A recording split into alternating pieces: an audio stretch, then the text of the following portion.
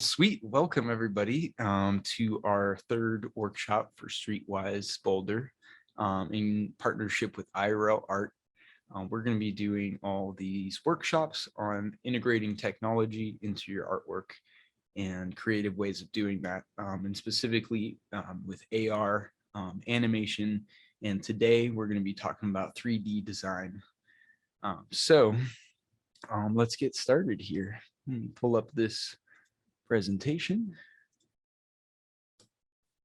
All right, so yeah, today our workshop is 3D design, and I'm going to be doing a Blender demonstration as well.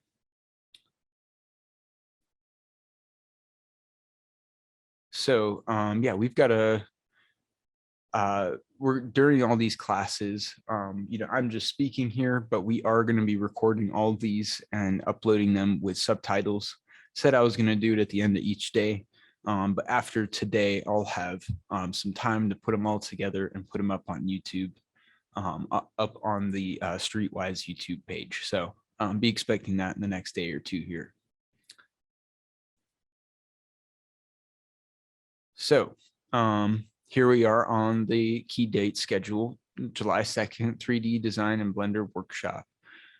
So very excited. And then again on the 5th, 10th, and 15th of September, we're going to be doing some more workshops leading up to Streetwise Boulder, covering some more in-depth classes about augmented reality. We're going to be doing a projection mapping 101, and then another class on NFTs, the metaverse, and other exciting technology like virtual reality and RFID chips for clothing and proximity scanning. So yep, so we're going to be covering all these topics, and yeah, today we're going to specifically do 3D design, and I get to talk a little bit about some VR tools as well. So oops, this slide is not accurate, but we're going to be doing a first of all, let's go right into different programs and resources for 3D design.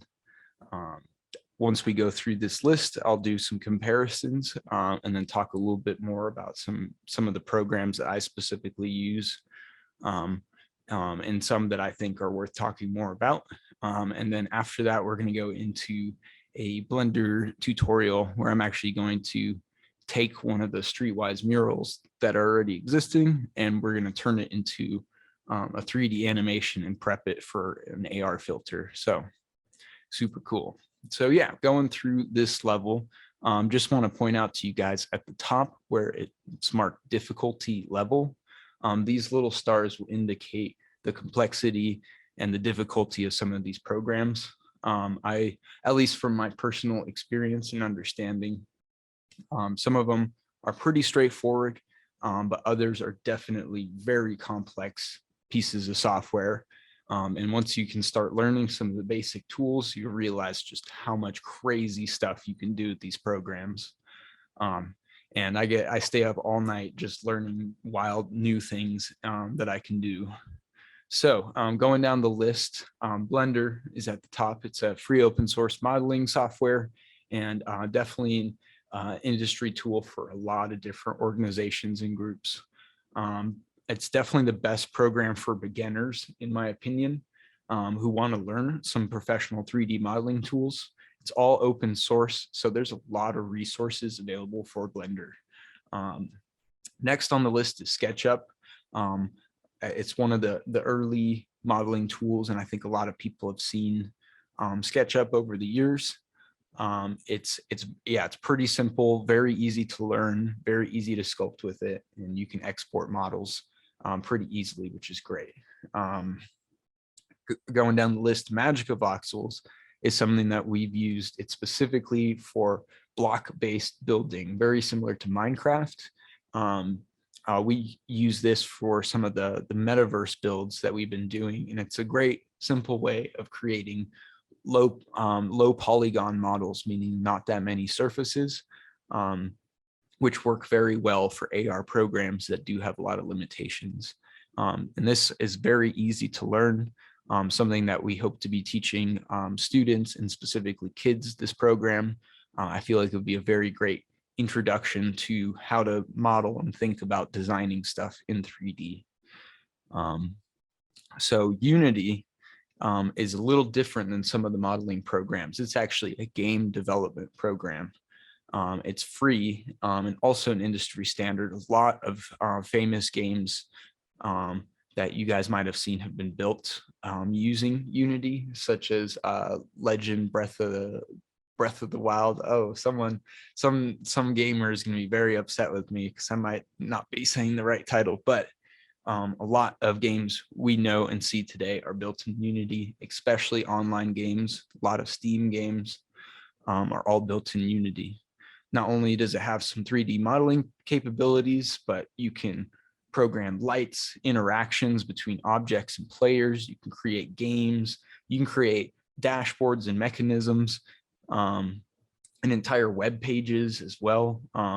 So the complexity of Unity is out of this world. And a lot of the, for example, a lot of the metaverse spaces that we build are hosted in utilizing Unity to build in the base core structure for their entire platform, how all the players get to interact with the space. So Unity is very advanced and can do some amazing stuff.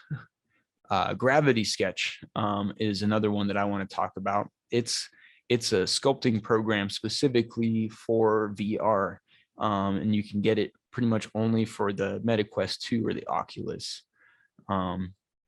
Oh yeah, here, Kinthig said that Risk of Rain, Pokemon Go, Hearthstone, a whole bunch of different games have been built using Unity that a lot of us have probably used here. So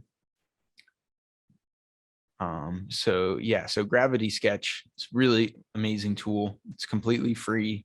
If you own an Oculus, this is one of the coolest sketching, 3D sketching modeling programs that are out there, and very easy to use, in my opinion. Really easy to like pick up and start messing around in, compared to some of the 3D modeling tools where you got to know where to click, what to press, to scale it, to move it. I have a whole other list of programs as well that I want to mention. First of all, Cinema 4D. Cinema 4D is definitely an industry standard. It's super high quality. A lot of really high quality graphics and renderings you see for commercials and things like that usually are made with a program like Cinema 4D. There's a couple other programs that aren't listed here, which are specifically better rendering software like Octane or Redshift. And those I'm not really going to cover because I have not dove into that yet.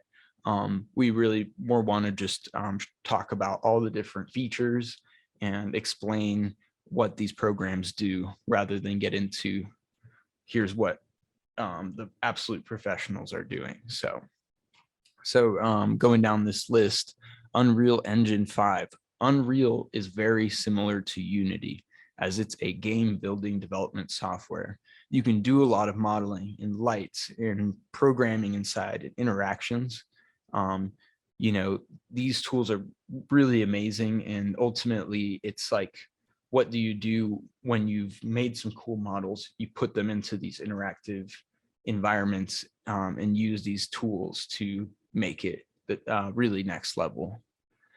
Something else I should mention too is ZBrush. This is a really advanced 3D modeler sculpting program specifically. It's all about adding textures and adding complexities, and real masters can do full-blown modeling from scratch in ZBrush. It's a really great program. I think it costs about $150 for 6 months. It's a little pricey, but if you're getting to the direction where you want to start doing really high quality, high fidelity sculpting in 3D for 3D printing, for example, this would be your best bet. I will say that high quality models have a really high polygon count, which makes the files very large. And sometimes the AR programs, if you're intending to make models for AR, A lot of the times these files are far too large and for the processing power that these filters and systems have. So keep that in mind when you're building stuff, that if you want it for AR, it's got to be relatively smaller size, not super large textures or super large files, because they will not work proper. Also, Adobe Medium is another really great VR compatible program. Here it's similar to Gravity Sketch, but Adobe Medium has a lot more brushes and textures and ways where you can just sculpt and create scenes rather than do more precision work with which Gravity Sketch really allows you to do. So Adobe Medium's a very powerful program, and they've, along with the rest of the Adobe suite, they've made it very accessible, but also put in a lot of tools to help modify and tweak things. So I've actually done a whole comparison of all these programs and put together what each has and what, some core specific things that I wanted to point out to you guys that I think I would look for in how I'm looking for the tools that I need to make the kind of content that I want to make. So going over the list, Blender does all the things I have here, asking if it's for computer or VR, if it's free, if it has modeling tools, if you can apply textures to different objects and do cool effects with that, if there's any kind of sculpting capabilities where you're able to use brushes to add indentations or make it smooth or flatten something. A lot of tools that especially traditional artists will need when trying to recreate their objects. What's the process for it? How do you start with, basic 3D object and manipulate it? So we're going to go through a little bit of that today during the Blender class and show some basic sculpting techniques. And also another huge one is animation. Not all programs have animation capabilities. Blender is amazing because it does pretty much all the things. It's very well rounded for a free program. But SketchUp, it's mainly just a modeling program. You can't really, I'm not familiar enough with the new versions to know if that you could actually add textures and things, but I know for a fact that you can't model or do any kind of character control or setup or render videos. This is a big one where once you've created your 3D model, how do you capture it and make it presentable? A lot of the times you're rendering the video and then uploading it as an MP4. If you're minting it as an NFT, then yeah, you're saving it and exporting it as a video file. Sometimes you end up using the actual 3D file for the project. Like if you're making a 3D AR filter, you'd use the 3D file, but in most cases you'd be exporting it as a video. So this is a really important column to look at of like, how are you going to document all of the 3D content? So C4D, as you can see, it is not free. There's definitely ways of getting bootleg versions online, but I personally try to avoid those and spend more of my time working with open source technology like Blender, where all that software is available. It's free, and there's a lot of resources for it online because a lot of people are using it, unlike some of the more advanced paid programs. C4D is an amazing tool, and that's where I hope to work forward to. I'd really like to upgrade from Blender and do C4D as well to do some very specific high quality rendering. So just want to make it clear that this is a pretty advanced program, definitely a step up in terms of quality from Blender, but equally as complicated to learn a lot. And even though they are very similar programs in terms of their capacities, they all have very different tools and names for the same things. So it can be a little confusing. And I would definitely start with one or the other. If you have resources or know people that are working in C4D, I would definitely ask them, or if you're interested, to reach out to see if there's anyone who can show you some of these tools and get a walkthrough. Magic of voxels is very simple. It does give you some basic texture controls, but again, no animations, no character rigging. You can render some photos of it and you can export the 3D models, but it is pretty simple. Gravity Sketch, you can see here, similar to some of these more simple programs, it has all the capabilities for modeling, adding textures and sculpting and exporting, but does not have any of the animations, character rigging, or rendering.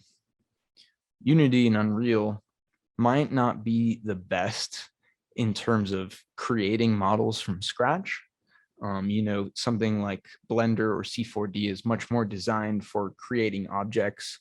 Unity and Unreal is more for putting them into scenes and decorating them and making them interactive. But it's still a very strong two programs where you can do a lot of modeling inside.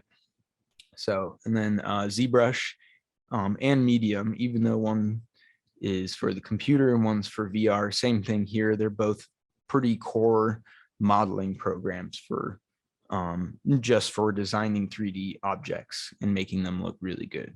So yeah, let me keep going along here. So yeah, a little breakdown on Blender. So Blender is by far, my favorite program, and I use it almost every day now.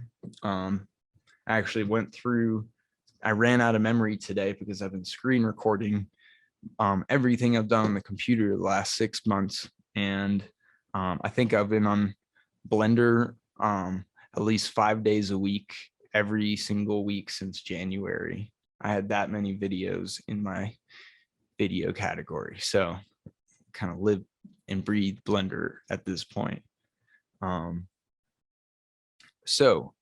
File types. You can export and import a multitude of file types in Blender. You can do all sorts of stuff and manage all different kinds of file types specific to different projects. Whether you're needing a 3D model for AR, or you're working with a rigged character that's got bones and different components. There's a wide range of different applications for this program. Here is just a little breakdown of some world effects here, where you can adjust the color of the background. You can adjust the glare of glowing objects. You can adjust a lot of features of how it visually looks, which is pretty amazing. Learning all these tools and learning how to, just similar to painting or making art, where it's like, how do I get this effect? There's all these different kinds of effects are built into the program, where you can tweak it and fine tune it.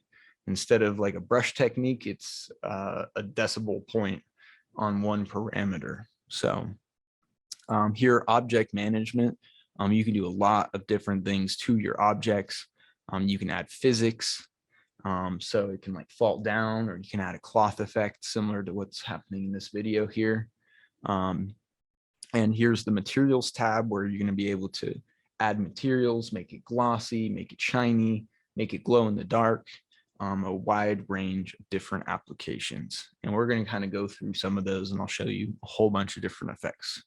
And also very similar to the photo, or specifically the video editing software that we were going over yesterday. The link for that video will probably be in our description for when we're posting this on YouTube. So make sure to check those out if you haven't seen them. And yeah, they all have this timeline where it lets you control where and what has actions and moves, or grows, or shrinks, or the opacity changes. So there's a lot of different effects that you can do. Another one, and actually I've put a clip here of artist Kinthic, who's been working with us on the IRL team, building out in this shot some Sonic Bloom. Thank you, Andrew. I knew that I was like, oh, I got a perfect demonstration of what you can do in Gravity Sketch. So here is Andrew plugging away, and he's actually, not only is he just randomly sculpting stuff, but he's able to, here, nice clipping video, but he's able to import a photo and try to realistically build what's in the shot there. So it's pretty amazing tools. Here, I'll play it again, just so you guys can see. And on both the controllers, there's all these different tools that you can use for different brushes, different objects, and different ways that you can modify them and edit.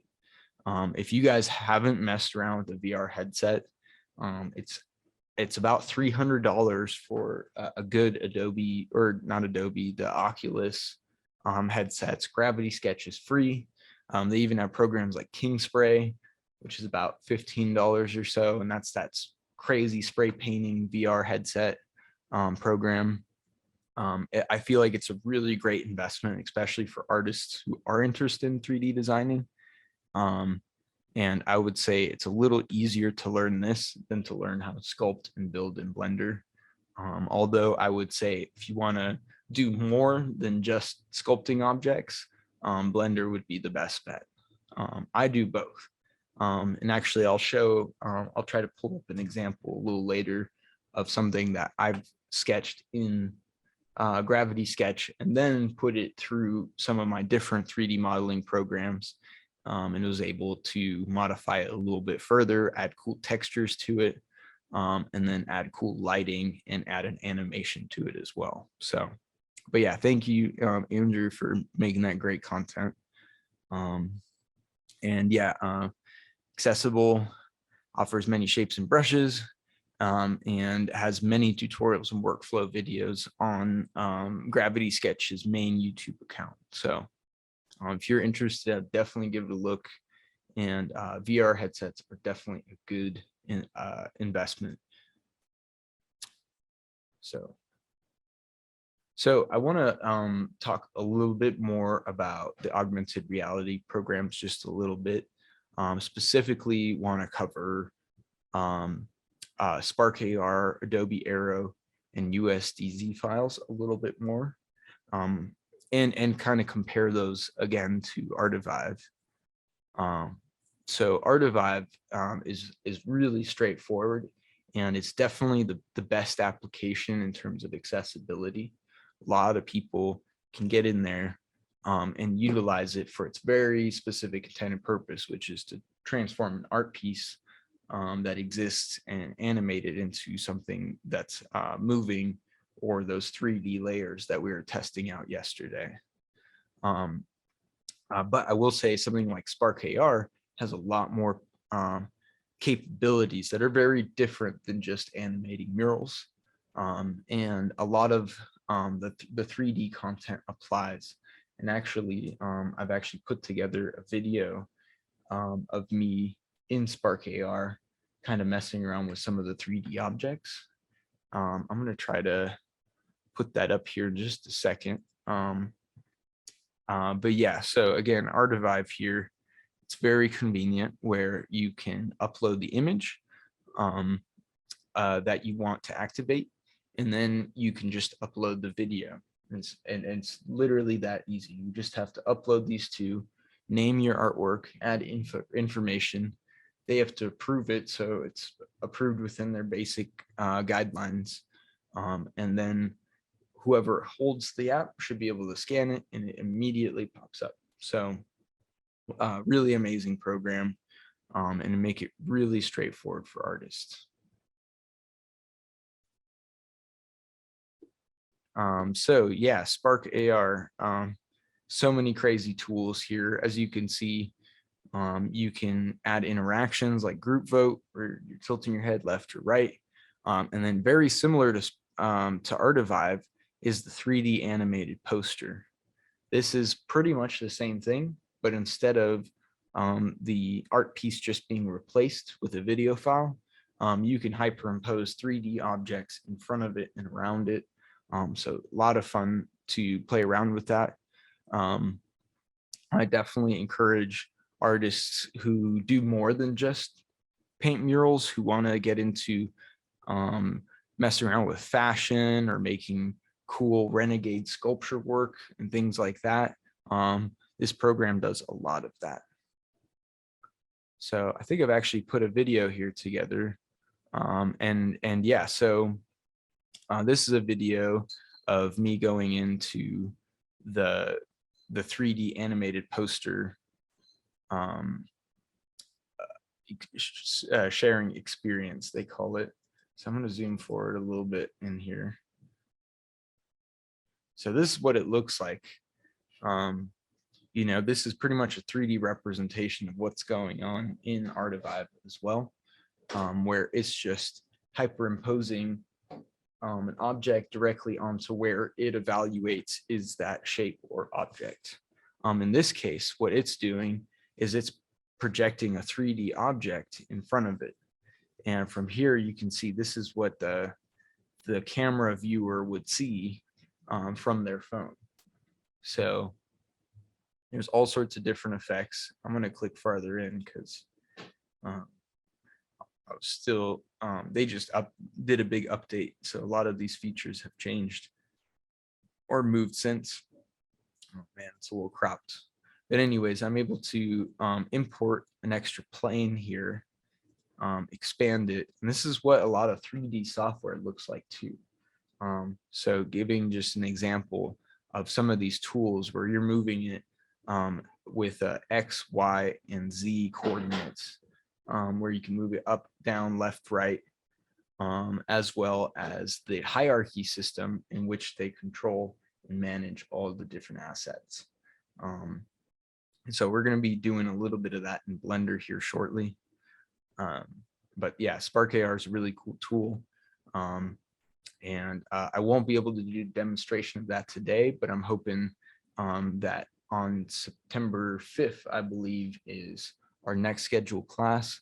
And that's going to be an intermediate level class on AR, where we're going to do some more extensive dives into Artivive, and then also do a demonstration of Spark AR, or like a full demonstration from start to finish. So also, like, I'm gonna pull this up and pretty much leave it here for now. But this entire class that I've put together is all on one Google Doc sheet, and I've put this QR code here, hoping it works. Tested it once, but I will test it again. And it should open up pretty much all of the links that I've shared over the past 3 days. Yes, perfect. And a lot of the information that I've been sharing. So I'll definitely give that a scan and check it out. At the end of this, I'm going to put it on my link tree, and we'll also add it to the IRL resource docs that are found on irlart.com. So I think now is a perfect time for us to jump right into Blender. So Blender is, yeah, one of my favorite programs to use. So there's a lot of amazing tools about Blender. This is what it looks like when it boots up. There's always this, yeah, the best box indeed. And it's some basic features. It's the box. It gives you a light source, and it gives you a camera. And actually, if you click on this little camera, it'll zoom in and show you the direction of the light source. If we go up here, we're going to see there's these different ways of viewing the objects. There's wireframe. There's just a solid object. There's the colored object. And then here is what it looks like with a fully rendered shot. And as you can see, that light is shining on the object. I'm going to go here to the move tool. As you can see. Okay. So those are some basic tools here. But what we're going to want to do, instead of making something random, Well, like here, I'll start with making something random and just show you guys the power of the modeling tools. So right now I am going into edit mode.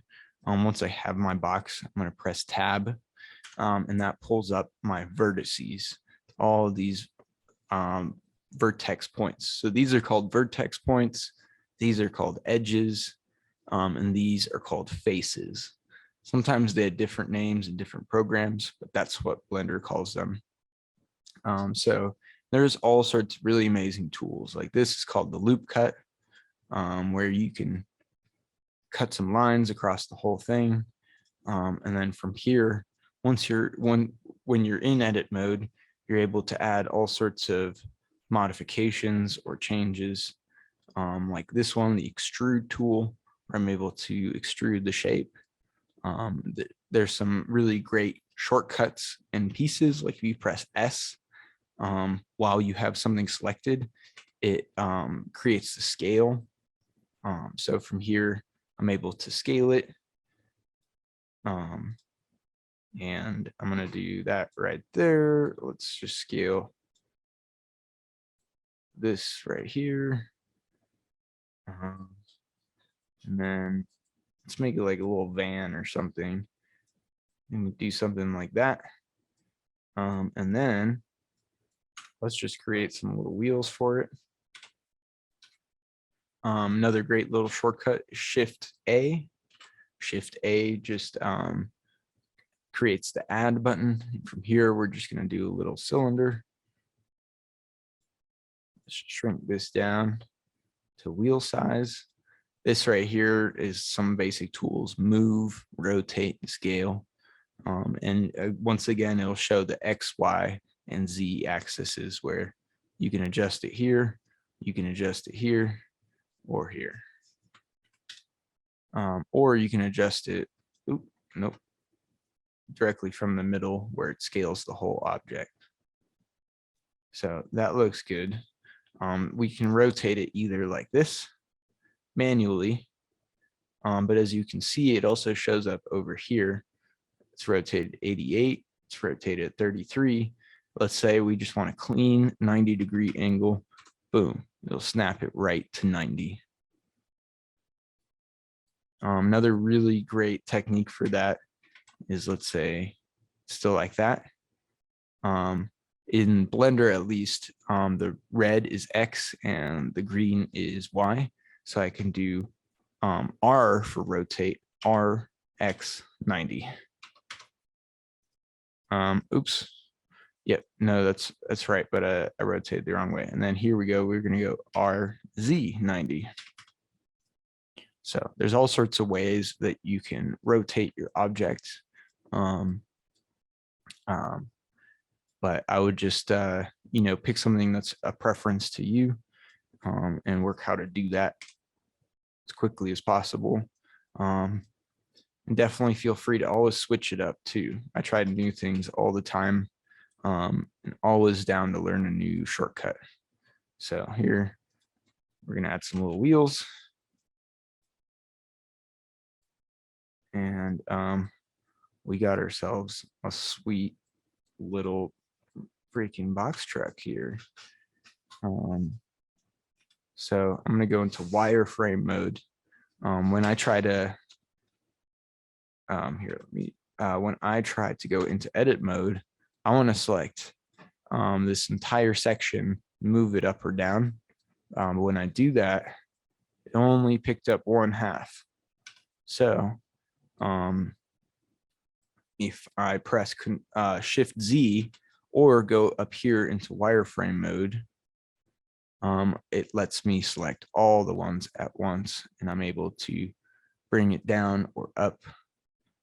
I'm gonna make some like weird little retro car.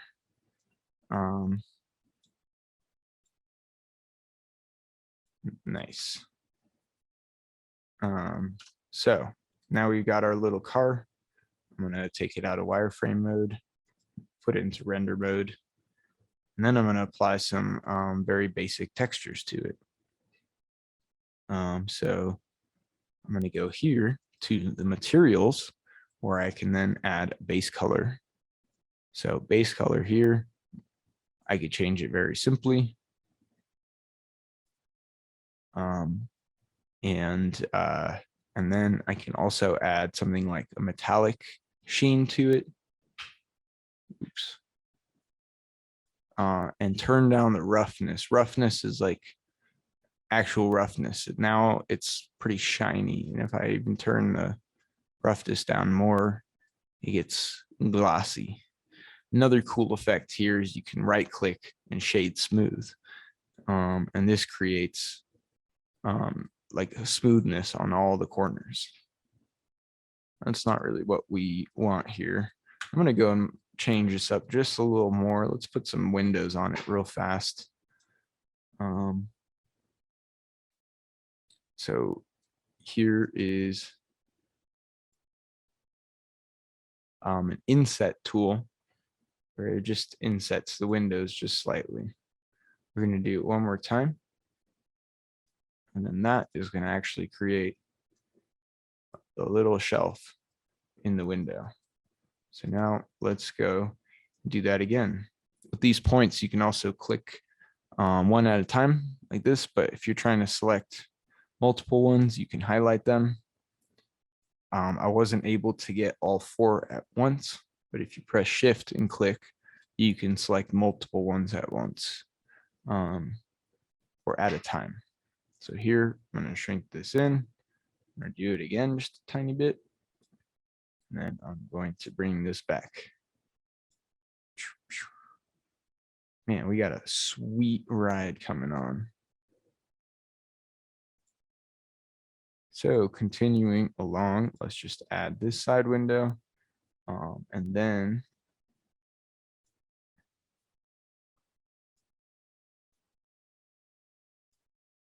I love modeling very much. It's a very freeing sensation of just like being able to build stuff. When you're doing very specific client work, sometimes it gets a little crazy because you're trying to build something very specific, but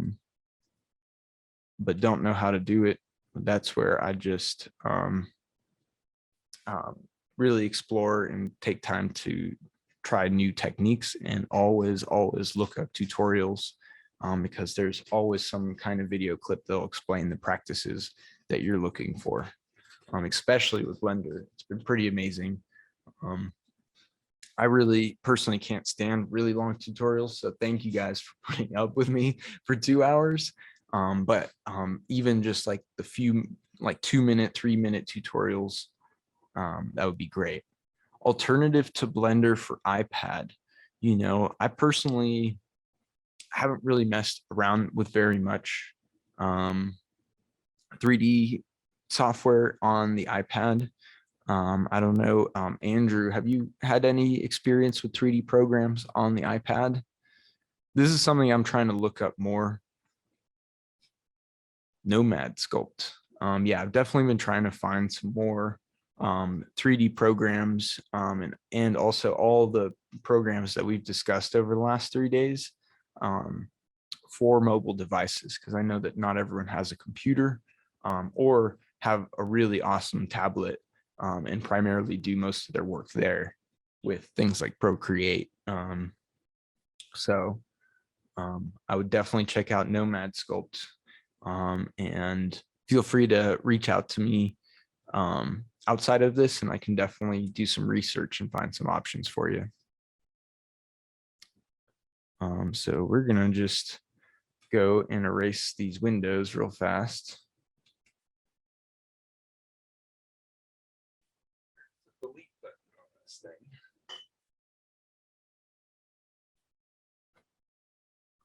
Can't figure out the delete button, but X works too.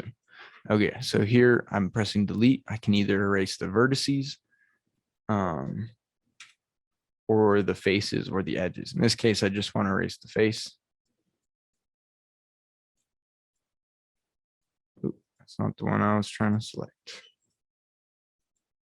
So sometimes this work can be a little tedious, and there's a lot of great workarounds for modeling and making it very simple. But I've personally really wanted to learn how to model quickly and be able to make anything from scratch. I think it's a very valuable skill, especially if you have a unique style. It's really hard to find models or references to work from. So working from scratch gives you a lot of freedom to do whatever you want. Boom, we just made a little car. Fun things with this little car. Oops. Got to get out of edit mode here. I'm just gonna bring it up a little bit. And let's just make it drive real fast. Shift A, I'm going to create an empty. Then I'm going to put close to it. I'm going to select all my items and I'm going to combine them to a parent. A parent is when you connect pretty much all the objects under one main object. That way, when you're applying an effect, you just apply it to this rather than each individual part. So now that I've got it selected in the hierarchy properly, where I've selected all my objects first and then the empty last in the light blue, it now is ready for me to assign the parent. I know this starts getting pretty confusing. There's a lot of steps. But for me, it's more so about learning the steps and doing them enough times that I remember how to do it, regardless of how complex they are. Because some steps might be a simple thing you're trying to do, but it might be a lot more complicated. I think it's important just to stay open-minded to learning some like really advanced stuff, and maybe not doing it right ever. Like there's some things with texturing that I still have not figured out, but always willing to try out something new and Google something new and, you know, expend all your options before you say like, oh, that's too complicated. Because I've definitely impressed myself with some wild programs here. So now I got to use the timeline real quick. This is just a really quick demonstration, and then we're going to jump into trying to animate one of the murals and turn it into a 3D object. But just wanted to give you guys just a really rough showcase of what we can do with this. So now that I'm selecting my empty here, as you can see in my hierarchy, all these objects are under and part of my empty. It's now the parent. So now I can go, there's 250 frames. It's probably 25 frames a second. I'm going to press I. What I does is insert a keyframe menu. I've got my item selected that I want to adjust, and I chose location. So now I'm going to go over here to 250 frames, or actually let's just do it to 150. I'm going to move this object over here. And then once again, I'm going to press I, and that's going to let me put in another keyframe. So now you can see I've got these two keyframes here on the object. It turns the specific color yellow. As you can see, anything that doesn't have a keyframe is that green color. And then if I want to modify something, oops, like if I want to make it go up like that, it turns orange until I press and fix the keyframe. So a lot of different parts and pieces, but I just want to show you guys what that looks like.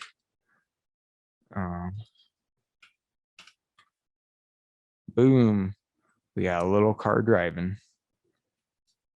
And if we see that from the camera angle here, we can go here, click on the little camera angle, and it'll show us what it looks like as it goes by.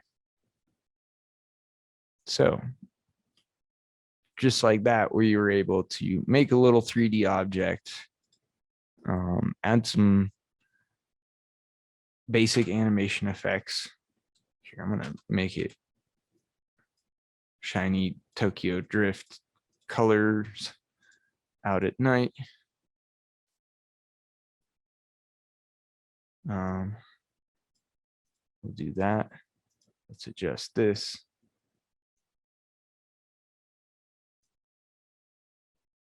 Turn up the specular. Different little effects that can make it more shiny, or this one, we're going to go change this to blue. And then here, so down here, this is usually for your objects. But then up here are all the world controls where you can adjust things like the color of the background. And it's going to make things dark. So, but now we've got this super sweet animation of our Tron car here traveling through space and time. So just through some basic effects, we were able to create our own little scene. So now let's do this with a mural from Streetwise. So I'm going to go and change this so I can see things here.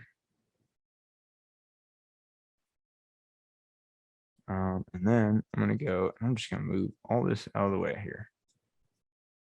Who knows? I might want to come back and do something with it later. Okay, so in anticipation of us doing this workshop, I've prepared some files just because some of them do take a little bit of time and have some programs that I don't have on this computer with me. But there's a whole bunch of different ways of acquiring these files and making the files or making them right there in Blender. So we're going to go through some of that real fast. So Shift A, I'm going to start with a plane. Plane is just a very simple, just 4 corners and a face in the middle of these 4 vertex points. Again, here in Blender, you can infinitely scale it.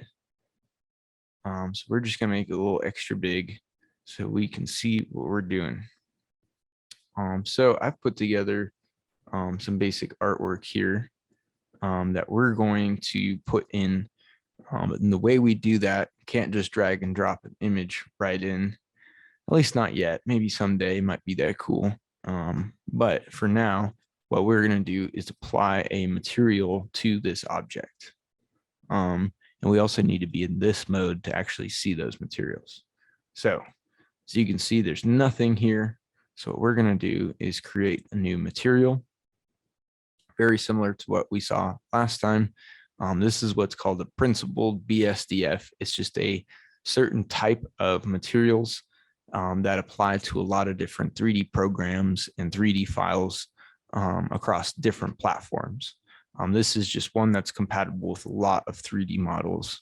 And it's got some pretty universal things like the base color, also things like metallic, specular, roughness, which is, the smoothness, and then some other effects such as emissions, which makes it glow, and then some other cool effects like alpha and normal, which help you adjust the transparency and different things like that. So a lot of those are pretty universal terms across how 3D files and 2D files are managed. And it's good to just start picking up on some of those terms and knowing what you're trying to look for. So here we're going to go and it gives us the option to choose a color. But if you choose on this little button right here, it gives you some different options of what you can make your base texture color. In this case, I'm going to choose image texture. This will let me apply an image directly to that texture. So here we're going to go to desktop, IRL art. It's this one. And yep, we're going to choose the full-blown art piece. I think it's just a little stretched. And also we need to rotate it. So I'm going to go RZ 90. Yep, perfect. And then we're also going to stretch it down till it looks about right. Wonderful. So now we've got this object in here. Oh, weird. Yeah, if I see if I turn off the lights here, this is in render mode. But sometimes it makes it a little hard to see if you're trying to add some cool effects to it. So in this case, we're just going to go in this edit mode. Now, so if we want to, like, let's just say we want to do something cool. This is a very simple object, lots of geometry in here. I'm excited. I hope Jason gets to see this at some point. That'd be awesome.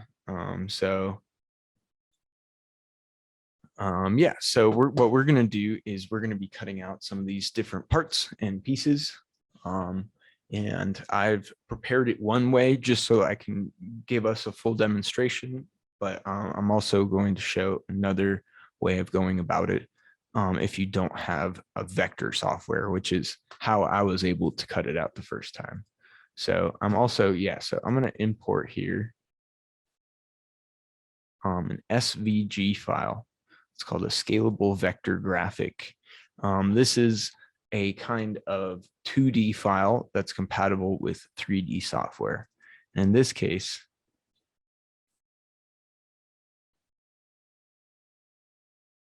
I created this where all these different colors are their own separate pieces. So actually, let's rotate this back. Let's rotate that again. I'm going to press R and then 180. And it was able to flip it perfectly. So this isn't a perfect shape, but here you can see that I was able to extrapolate the certain parts so I can do some kind of cool effect with them here. Now they're super flat right now, so I want to do some kind of cool effect to them and make them 3D. So I've got this layer selected here. What I'm going to do is I'm going to go over to this little node right here. This is your object data properties. Here gives you some cool tools you can use to twist the object or do some strange curve deformations. But here we're going to use the geometry. And this specific tool right here, which is Extrude.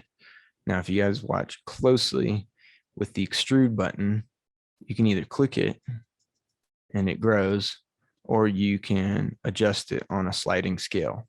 As you can see, all these different parameters have some kind of point system or amount that you can manage. In this case, it's all in meters. That basic square where that first pops up, here, I'll pull it up. This cube that pops up right in the middle is technically 2 meters by 2 meters. And as you can see on the grid, this grid is technically 1 meter by 1 meter. So you're starting with a 2 meter by 2 meter, just in case, for example, you're using this to do 3D printing, or you're building something to scale for like a 3D model. If you're trying to test if a person can stand underneath it or something like that, or for a game where, you know, there are some basic player heights and things like that. This is how you can manage scale with Blender. And there's a lot of options in those world properties that I was talking about where you can adjust the scale for whatever situation you're trying to do. So here we're going to delete this and then we're going to move on. And I want to turn all of these objects into parts that we can then like move up and down like this through the piece and animate it 3D. So, all right. So what I'm going to do is I'm going to go over here to the extrude, and just so that I can, like if I make them all different sizes, it'll be really hard to line them up. So I'm going to make them all just one, be a little tall, but here I can go here. I'm going to press 1. We go here. I'm going to press 1.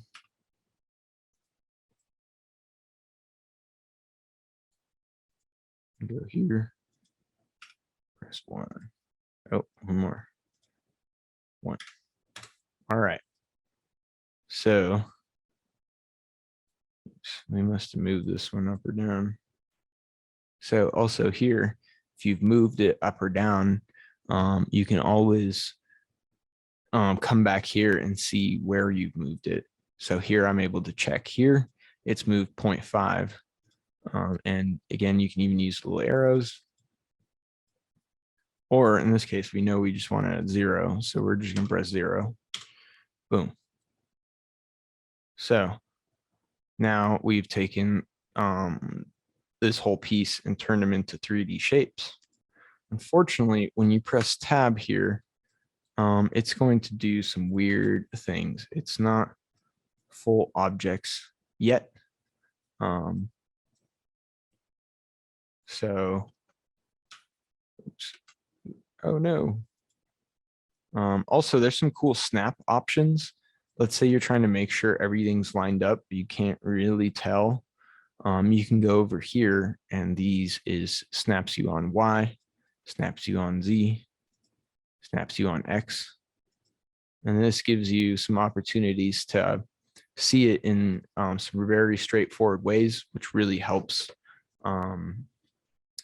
line things up, especially when you're doing any kind of architectural things or with lettering when you're trying to make sure that all your letters are in a straight line. This is a really great way. Yeah, if I go here, make sure everything's nice and straight and even. So what I'm also going to do, I want this right underneath the floor because right now it's dead center of this 3D grid. And this point right here is your origin point. It's whatever object you have, this is going to be the 0, 0 of the object.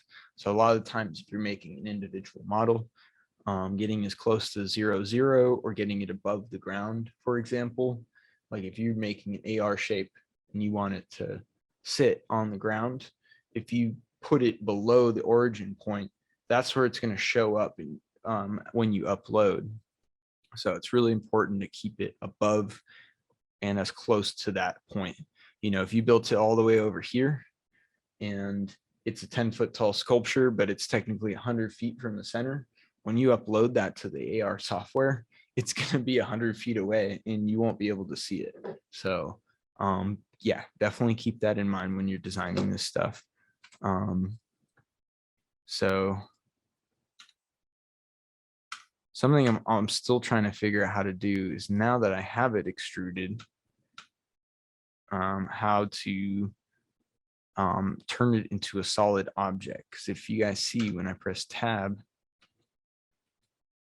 it creates the vertex points are in the middle of the object.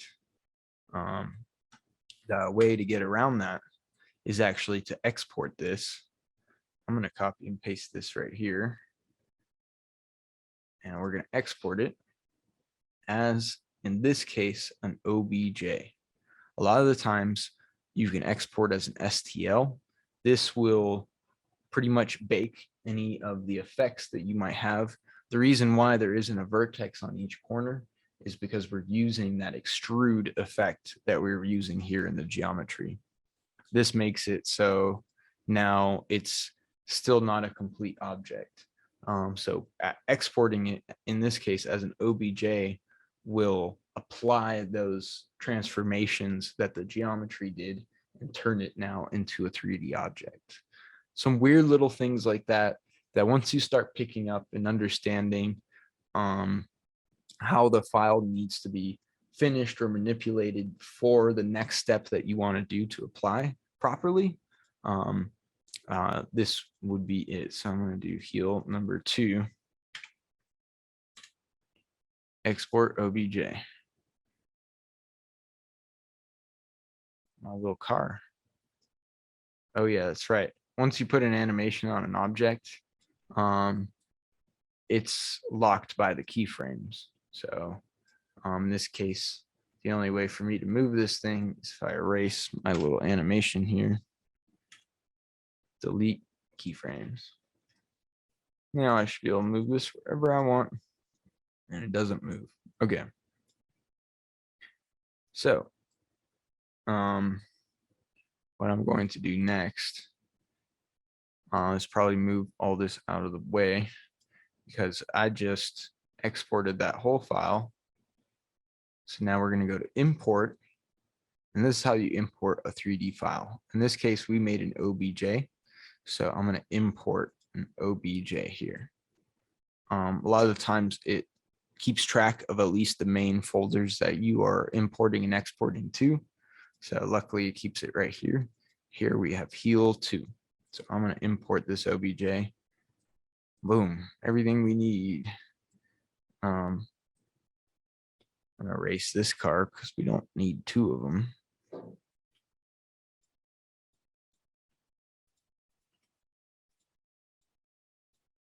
A lot of little parts. And once I will say, as you can see, we're starting to get a lot of different parts here. And a big piece of advice is they have these collection tools right here. Collections let you organize your files. So right here, I'm going to put new collection. I think it's going to bring it down to the bottom. I'm going to bring it up to the top. These pieces right here are my new ones. I just don't want to mix them up. So I'm going to highlight all of them. And then I'm going to drag and drop them right into my new collection. Now, heal letters. Oops. Okay.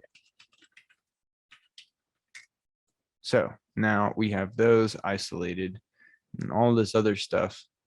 And also another cool tools. Now we can hide this whenever we need. Let's say you're building like a big roof on something and the roof needs to be there, but it's hard to get inside the building to like move stuff around. If with this hide function, you're able to move stuff out of the way or make it not visible, just so that when you're working, you're not getting mixed up. I actually use this tool a lot when I'm trying to highlight just specific or like a lot of things, but not some things. And what I do is I just hide the things that I don't want to highlight, and then I can select and erase everything else or move them or do whatever I need. So it's a pretty powerful tool to just help manage utilizing these scene collections here. So really handy tools. So now I got these sweet letters and a bunch of different parts and pieces. Let's see if, yeah, so now as you can see, they have full vertex points to the corners. And unfortunately, there's a lot of vertices. As you can see, there's all of these little dots are vertices. So I'd say for AR software, you got to be pretty careful when you start seeing this amount of vertices, because some of the software, again, will not be able to upload really high polygon files. So when I talk about faces or vertexes, that's referring to the polygon. So each one of these little triangles is a polygon. So if you ever heard the term low poly, that means it's something that has very low polygons.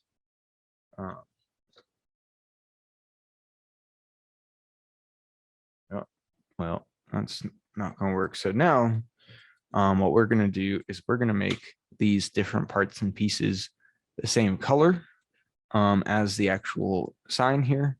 But then we're also going to make them move. See how my origin point is now all the way out here? Here's another really great tool. You can press Object, Set Origin, and Origin to Geometry. This will put that origin point for the object back to it'll put it at the origin of the geometry, which is its new center point. So in this case too, I want to put this dead center. So now once again, we can go Object, Set Origin, but instead we're going to do Geometry to Origin. Well, okay, well, it didn't work this time. Sometimes it doesn't work. Sometimes it does. What it'll do is it'll snap it, yeah, right to that center point. So it puts it right in the center of the map. So now what we're going to do is get these objects over. We're going to place them right where they belong.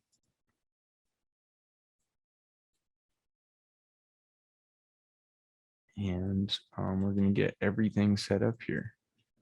So as you can see, it's not 100% perfect yet, but that's where we're going to do some fine tweaking and adjustments and get it all set up here.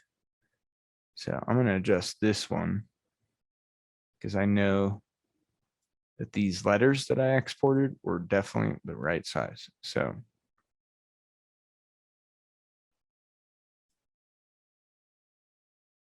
wow, that's pretty close. Just a little bit. And sometimes here, it's like you can move the whole object like this. Or in this case, I really like where this one is at on this side. I'm going to press tab, go into that edit mode. You can see here, edit mode.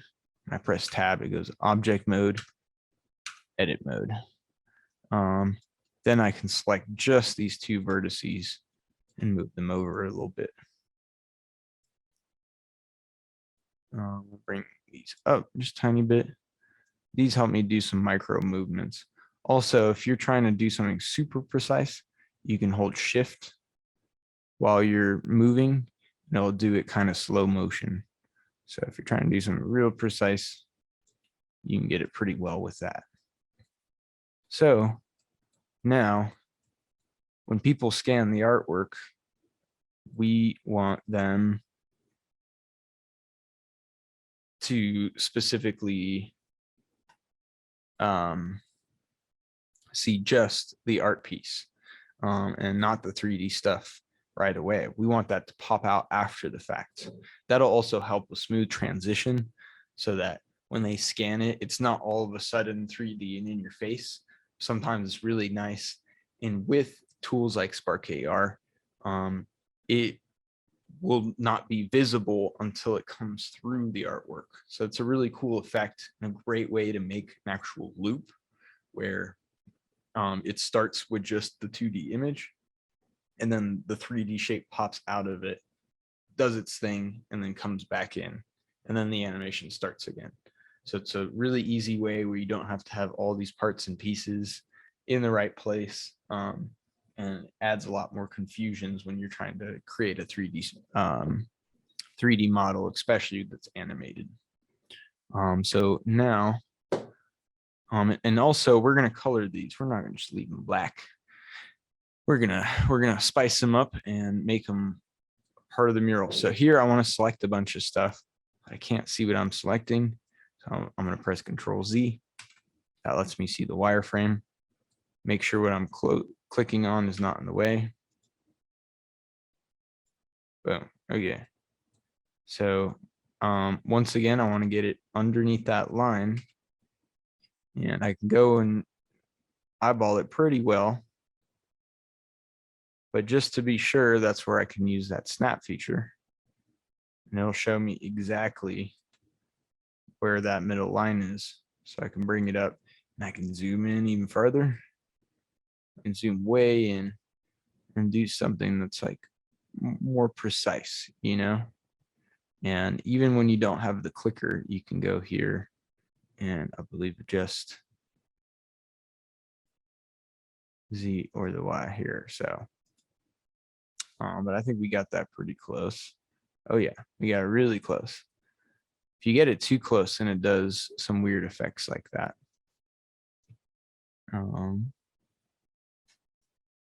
All right, so next step is we're going to assign the proper colors to these items. It's almost a little too close. I'm going to make them just a little behind.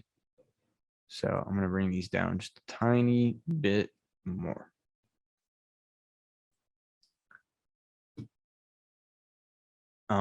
If any of you guys have any questions while I'm doing this, feel free to just jump in and ask away. So, or if there's some cool effect that you're getting inspired from seeing this, or like, how do I do this? Just let me know. I'd love to jam out about it. Okay, so now we want to evaluate these guys one at a time. So the Z is -1407. So now they are black. We want to get them this texture. We're actually going to use this material that we made. So if we go to the materials, let's name it main mural or something like that. Main mural. Great. So each of the parts, though, we want to use these specific colors and the sheen and everything that this layer is. So now let me select the piece. Yeah, okay, so it's going to be this piece right here. What I'm going to do is I'm going to go up here to UV editing. UV editing is how you can adjust the colors and place the textures on an object. So it's like, how do you place the texture on an object? I'm about to show you. So there's these two windows here. This is your regular object management window where you can see what you're selecting. As you can see, like right now, I'm in edit mode, but I have nothing selected. I can either highlight some and it'll show you what it's selecting over here. Or I can, in this case, press A, select everything. Oops.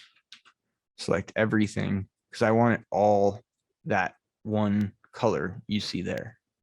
So what I'm going to do is now that I have it all selected, it shows up here. But I want it all one color. So what I'm going to do here right now, it's that black color. They have it labeled as SVG matte. So I'm going to go and I'm going to change the material to our main mural material right here. So now if we look closely, you'll actually see the mural all over it. And if I go over here, it's not selected yet. It's selected over here. And it'll tell me what is selected here. But now I have to select all of these so I can adjust it. And if I can move it up or down or left or right, as you can see, wherever I put this, it's what shows up as the texture. Each one of those little nodes, each one of these little long rectangles is one polygon, or technically two polygons because there's two triangles per square. In this case, though, I want it all one solid color. So now that I have all of them selected, you press A to select everything. I'm going to do that scale tool. I'm going to press S, and then you can either scale it all the way down yourself, or you can press S and then 0, and it'll scale it to 0. Now I've got one solid color. I'm going to go and I'm going to place it right on the color that I want. Now everything should be the same color of what's above. So now let me go. Here I don't like having the things in the corner. So I'm going to go Object, Set Origin, Origin to Geometry. Now my controls are in the middle of the object. It makes it a lot easier to work with. So yeah, let's move on. Let's see what it looks like. Let's see how close it is. Boom. Yeah, it's gonna be sweet. Let me get some lights on here so you guys can see some of the depth. So here I got a little light source. I put it above the mural. I'm gonna change it to white just so it's not confusing. And then I'm gonna go up here to the viewport shading. You guys can see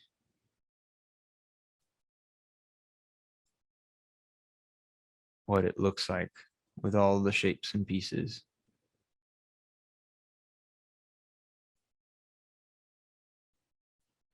Andrew, I have not figured out how.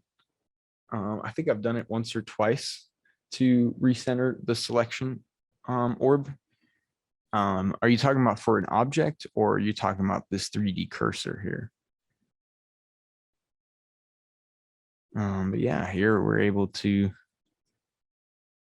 Yeah, the 3D cursor, I have no clue.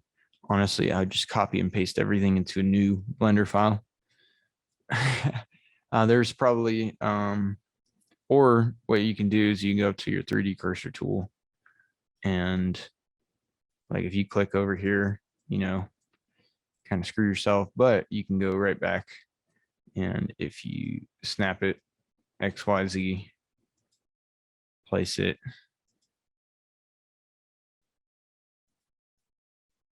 Or you can press like this. And then go from the X way.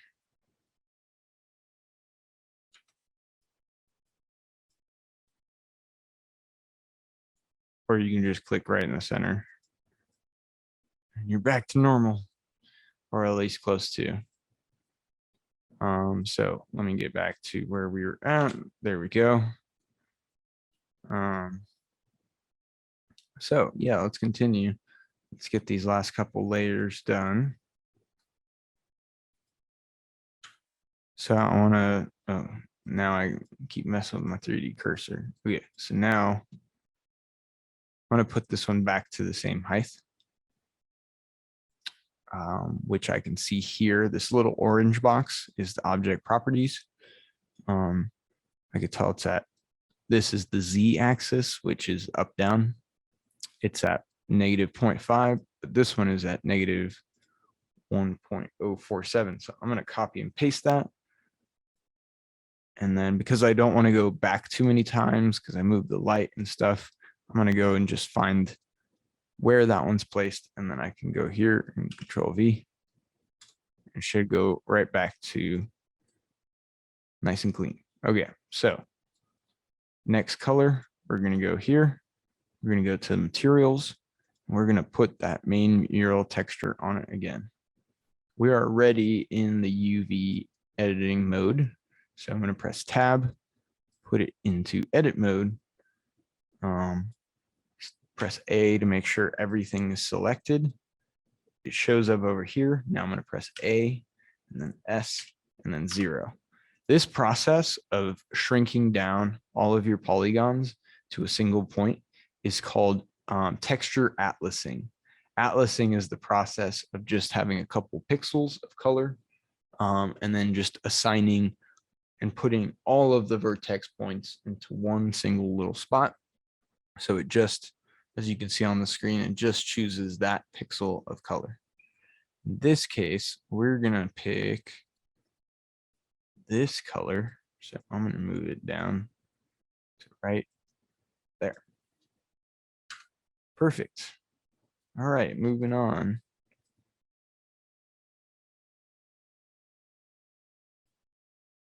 Select this guy. We're going to go over here, not the SVG map. We're going to choose main mural. Yeah, for example here, if I press tab, A, and then S, and just put it over the bricks, for example, you'll see I can make this brick texture on everything. Move it around, make it bigger or smaller. In this case, make it 0. And then we're going to go over here. I'm going to put it on this square because this is the color it wants to be. I believe we got one more here. That's the whitest color. So we're going to go again, assign the main mural texture. AS0. And then assign that to the square that we want. Right. And then I believe we only have one left. That was some of the cool effects here. So press A, select them all. Some of these processes are very repetitive. But once you start getting really good at them, you kind of go in robot mode. You're able to do 30 steps without even thinking about it. And it's a pretty cool feeling where you can just do this process, you do this process. Oh, you need to cut it out. Oh, you need to export it and then re-import it.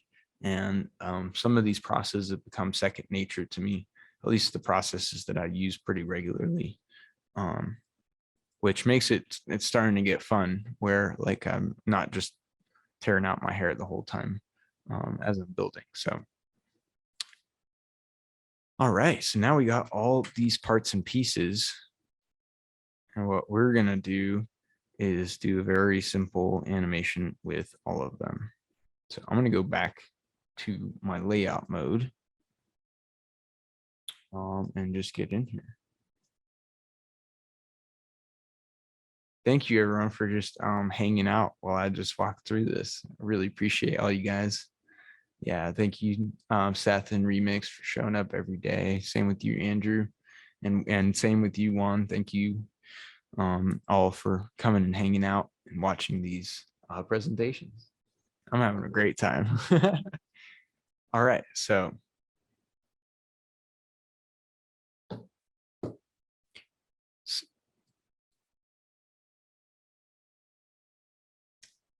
we are recording all of it, so these will definitely all be on the Streetwise website. And even if we wanted to potentially just clip, we can do a part 1 and part 2 to each video, where we can do the presentation with the PowerPoint as one little video that's probably like 20 minutes long, or 25 or 30. And then we can have part 2, which is the workshop. That way we're not just posting 2-hour workshops, but Lee and I will talk about that. Make sure it's all organized and accessible and digestible. So it's not like you got to wait 2 hours to see the demonstration. All right, so I'm going to just shorten these, and I want to do some kind of cool effect. Yeah, Remix. I've been learning a lot of this over the last year now, and it's like learning a different language, you know. It's just like all these different tools and what they do, and all these words, what they mean and how they apply to each other. If you ever want like a hands-on one-on-one little introduction, I'd be happy to set you up. And yeah, definitely it's going to break your brain a couple times, but I think something that I really wish I had more was a little guidance of how to start. The first year of me getting into it was kind of like not really knowing what I wanted to do with it. But if you guys have any ideas that you'd like to bring to life, like please let me know. Be happy to sit down with you and walk through it and come up with like how you can set that up and what tools you would need to learn, or people you'd need to find to support you for those kind of things. If you need a cool 3D designer, for example, I have all sorts of people that we can link you up with. Especially stuff that we're going to be covering in September is going to be about wearables and how to like turn fashion into digital items that you can put on your characters, for example. So there's lots of really cool ways that you can utilize these 3D files. So yeah, feel free to DM me on social media, and happy to answer any of your questions or set up a call with you guys. So yeah, so let's finish this out here. All right, this is good here. What I want to do is I want to animate I'm going to animate all the letters to come out at once, and then they're going to kind of break and then assemble back together and then disappear again. So here we go. We're going to select these objects. See, all of these have the points over here. I'm going to go and select all of them. And then I think I can go and press object, set origin to geometry. That'll put it right back into the middle, right where I want it, for all of them. So now what I'm going to do is I'm going to start my animations. I'm actually going to make this 300 frames. When it first loads, it loads at 250 frames. I believe that's exactly 10 seconds, being 25 frames a second. So in this case, what we did with the car where we assigned everything to that parent object, we don't want to do here because each object is going to be moving individually. So in this case, we're going to start here, and we're going to assign the first keyframe for position specifically. So or in this case, it's called location. So location, we're going to set it at 0. If you set it at 1, it's a little weird. So I always set it at 0. And then this is exactly where we want it to end up at the end of the video as well. So I'm going to drag this all the way over. And now we are at the 300th frame in the animation. So I'm going to press I location. We are doing this in the video program as well, where if you set your beginning and ending keyframes in the exact same place, then naturally you'll create a perfect loop when the video starts over because it ends up going back to its original spot. Something I sometimes forget to do when I'm moving stuff around, and then it like never ends up lining up properly. So I try to make it a practice to think about that every time. Not everything needs to loop perfectly, obviously, but I think just practicing it and trying to apply it and make sure, like if you're trying to create this content for an AR filter, that's another thing too with the file size. You can't have a 30-minute long animation. Maybe you can on some programs, but I guarantee you on the majority of them, that's not going to fly.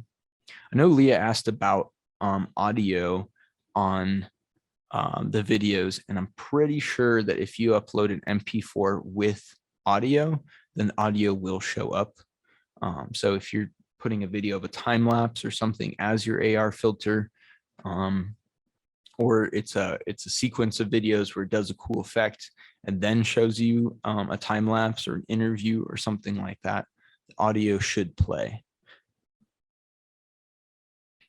So just wanted to make a mention of that. All right, well now what we want to do, I'm going to set it at 100 frames just so I can keep track of things. I'm going to raise this letter up, and we're going to raise it up to 0.5. Oh no, negative 0.5.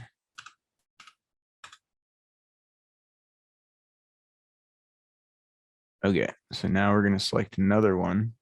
We're going to repeat this process a few times here, where we're going to start it off at 0,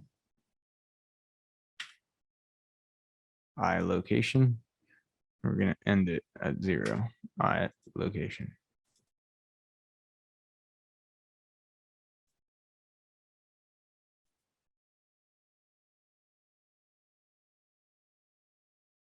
So select the next one, I location,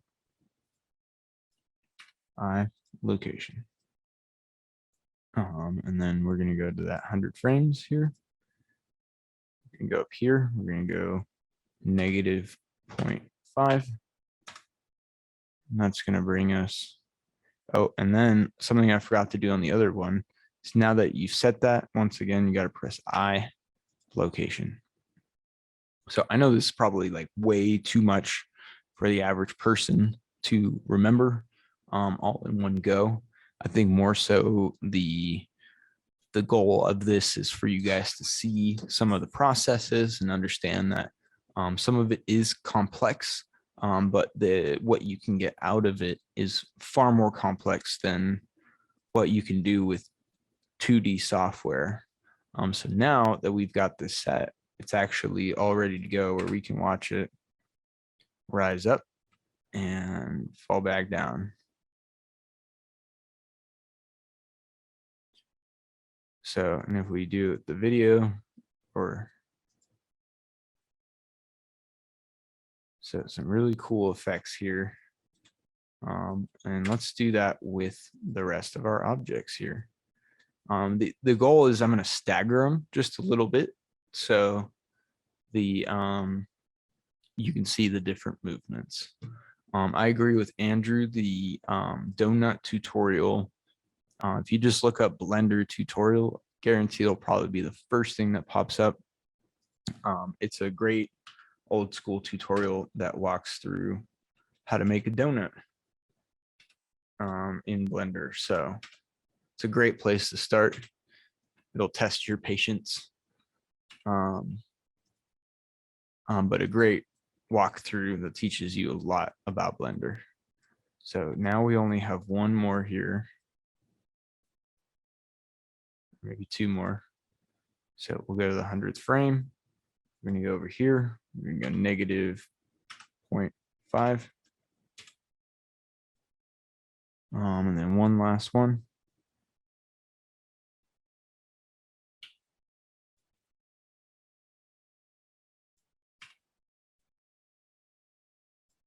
You go here, 0.5.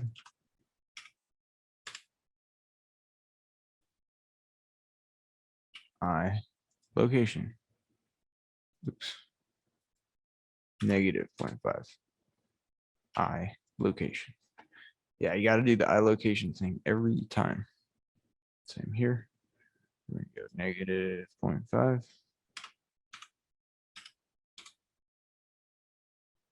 I location.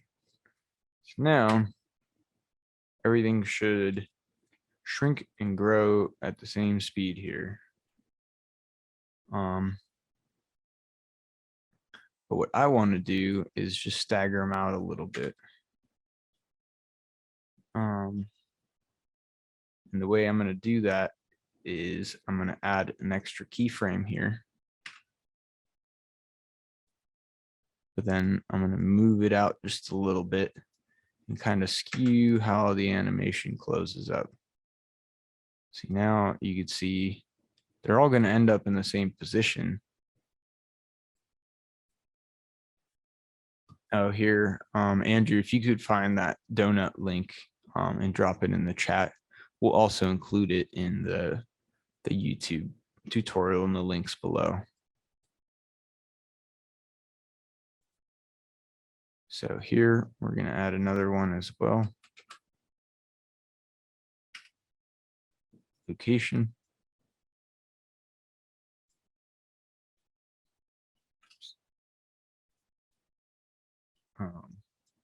And honestly, you know, I have a very specific workflow. Like there are hundreds of ways of doing some of the exact same processes here. So I'd really just explore what works great for you. And yeah, now as you can see, thank you for sharing that, Andrew.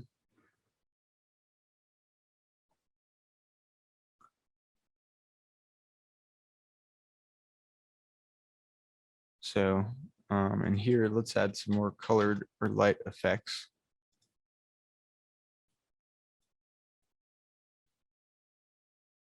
So for today, I really wanted to just cover, oh, you can't use the edit mode while the animation is playing. But this today was just really to just give a walkthrough of Blender, some of the tools.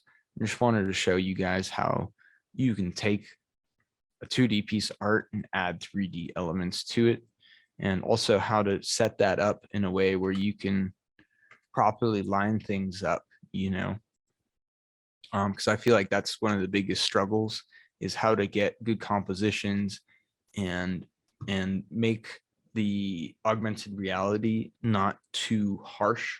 Sometimes I've seen a few where it's like very bold and very bright, or it doesn't end up in the same place. So just trying to get it as clean as possible, make sure things line up right, are definitely important.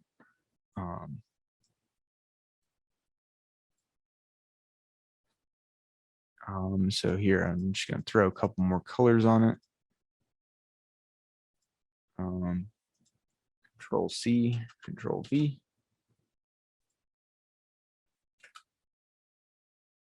Oops. And then we're just going to add slightly different color to this one.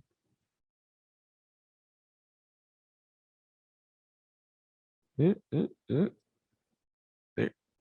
er, eh. There we go. It's a little too bright. And again, here we can do some cool effects. See how it's so shiny like that? That's where we can go in and adjust some things like the specular, for example. This makes it less shiny. The lights still reflect, but it takes away some of that shininess, which is something you might not want on the brick. But now also, let's bring the camera back in. We had this camera before, and before it was just watching stuff. So here it's just watching, but here we're going to move it to a cool angle where we can capture something. And sometimes here again, like if you're just trying to mess with these and rotate them around, sometimes you can just press 0. Oh, in this case, we don't want 2 on that one, but I will on this one. So now that's pointing straight on. I'm going to scoot it over here. Put it kind of on top. Bring her over. Bring her up. And then point her down. I'm going to bring her a little closer. And then in. So this is not what the actual effect is going to look like in the end, but it just gives you an impression of how you can decorate it and set up your shots. Like, for example, if you want to do this with Artivive, you can't use these cool 3D shapes, but you could take this video that we just made and put it in Artivive and have it just as a 2-dimensional layer. So that's like where, really depends on what you want to use the AR for. Like, are you just trying to augment a piece, or do you want to have some kind of 3D experience? And is it necessary for those 3D things to be outside of the frame? So this is a cool way that you can practice that and make these really cool objects. So, and also now that we do that, I can just show you the basics of how to render, at least in Blender. There's a couple steps, but again, it's just one Google or YouTube search away. All these questions are readily available with 2-minute tutorials. I've also added my entire Blender tutorial list that I've personally saved for my personal education and growth in it. And that is going to be attached in that resource doc link that I will actually pull up and put in the corner of the screen here. So let's just shrink that here, and then oops, let's present. Well, hopeless.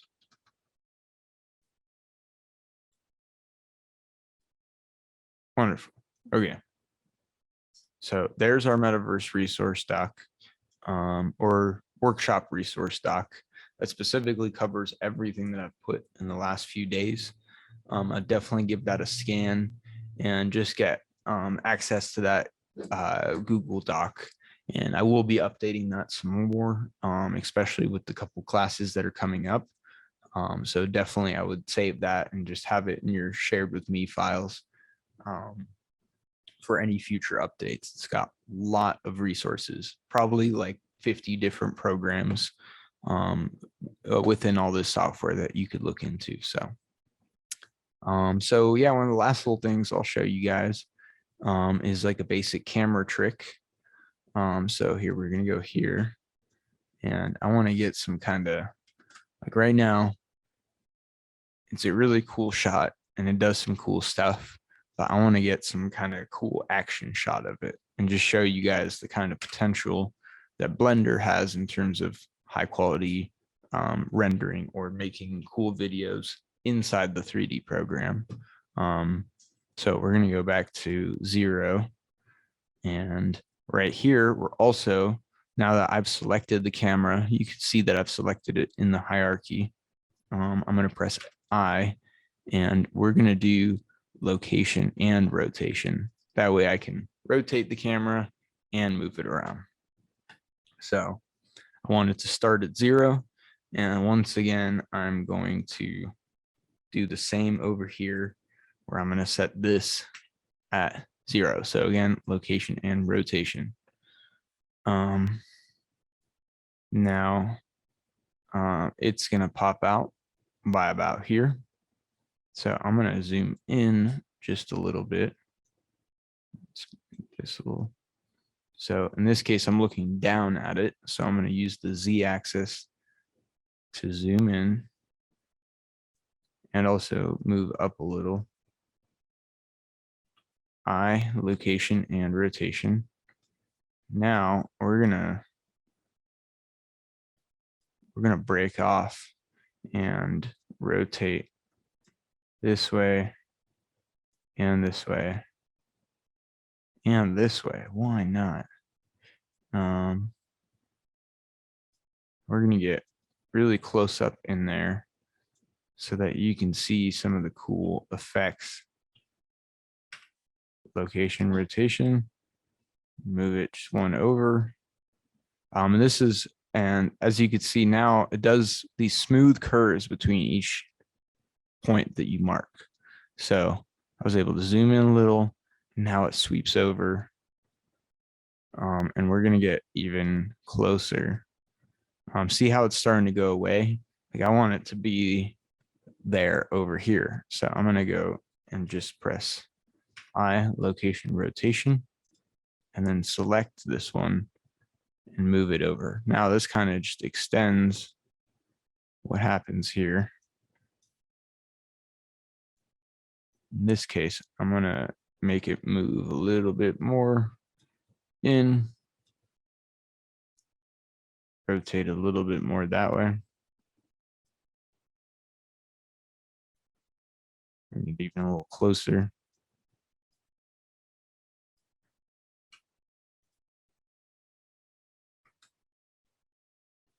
And boom. So now we have this really cool shot where it gets 3D.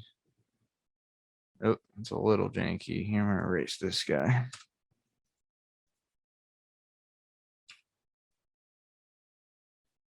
Now it might be a little smoother.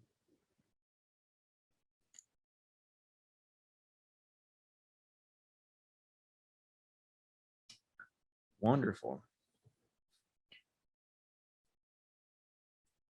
So now that we've kind of completed this walkthrough, I unfortunately don't have things set up for me to post it on Spark AR. It takes a little bit of time. If you guys are interested in Spark AR, I will be covering that some more in September, along with Artivive as well. But what I'm going to do is I'm going to try to make these lights as bright as possible. And well, first of all, I'm going to erase some of those cool camera tricks I was doing here, just so I can have a nice straight on shot. And then to make sure, if you see the perspective is just a little off, to get a very clean perspective, I'm going to go and change this to 0. Oops. Oh, it's not gonna let me erase these. Okay. Yeah, so let's change all these to 0. As well as these. And then we'll zoom in and out until it's the right size. Also, while I'm here, yeah, let me erase these lights so that they don't confuse us or mess with the image. And then we're going to adjust the background lights to be super bright so that it's full color.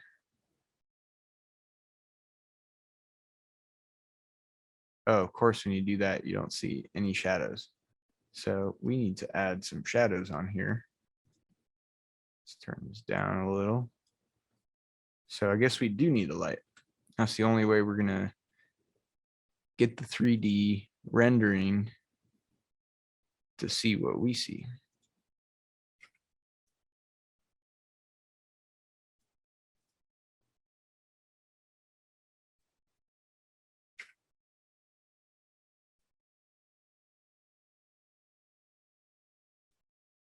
So sometimes the sun can do some cool effects, but in this case, it's not doing much. There we go. So I'm going to rotate the sun angle, and you can see it's very similar to the sun. It does what's called global lighting, global illumination, where it applies the lighting to everything in the scene. So that looks pretty good right there. Now we're going to adjust our camera to be the same exact size as this heel piece.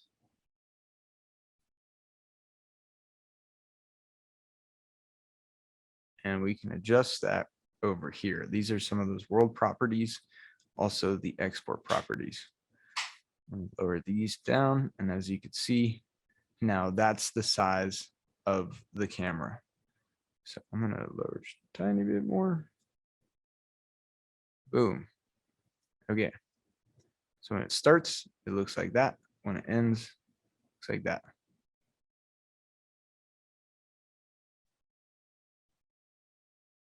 Perfect. Okay, so now we can go over here, and it gives us more information about our rendering.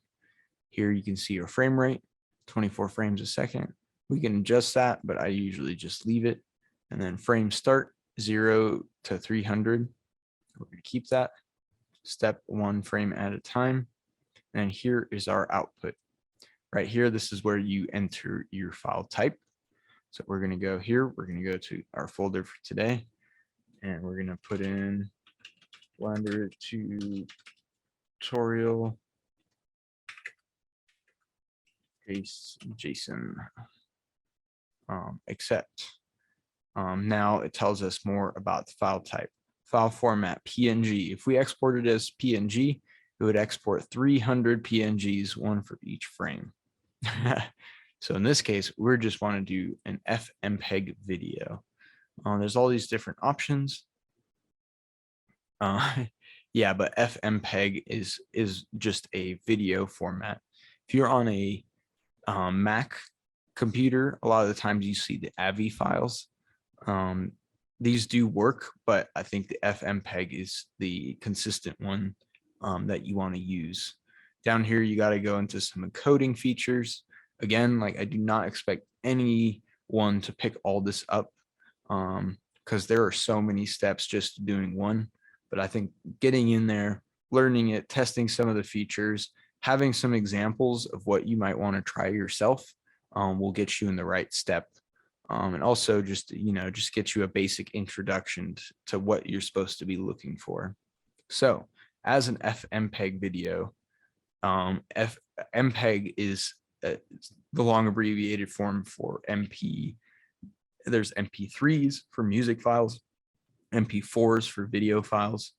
So, and that's what we're creating. So here we're going to choose an MPEG-4 because that is the proper container that we want. That's the MP4 or MPEG-4.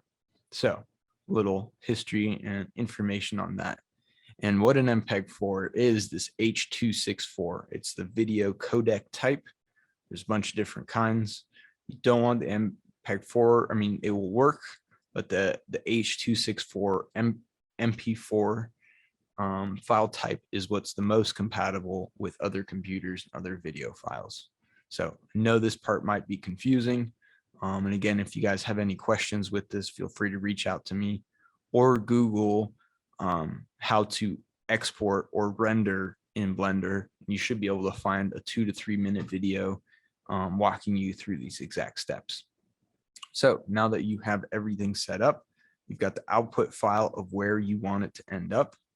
you've got the proper video type, we can go up here to render. You can start to do a test and you can do render image. What this will do is render that single frame. Oh, as you can see, I need to do a little bit more cropping. It's cool because once you've got this set up, you don't need to go back and fix it unless there's some things you need to change in this. I can go right back in here, modify and edit the size of my camera with no issues messing with what I'm actually trying to do. So here I'm gonna go like that, press S.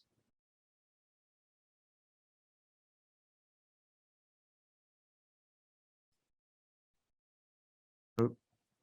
Sometimes it messes up a little, so I'm gonna go here. I'm actually gonna zoom in just a little bit more. So now let's go to render image. We'll see still just a little clipping at the bottom here. Let me fix that. Zoom in even more.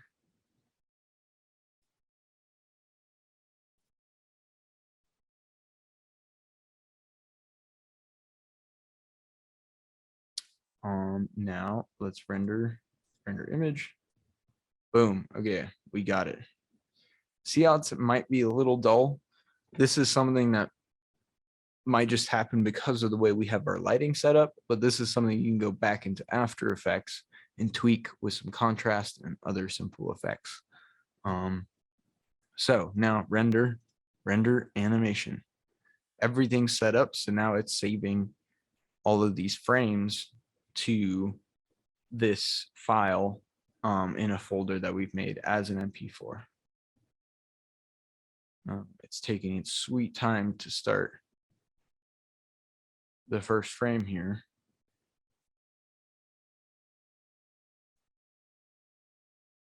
Hopefully it'll render properly.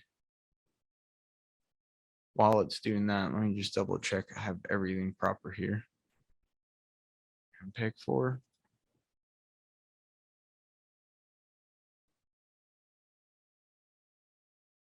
Also, there are some audio features in Blender, but I personally would do those outside of Blender. Is it going to work? Let me try this one more time.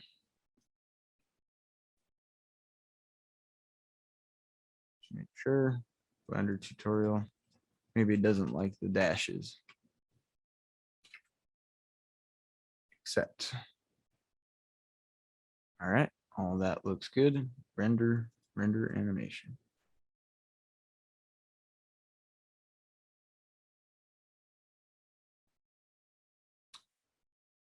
Of course, my demonstration isn't working properly at this exact moment in time.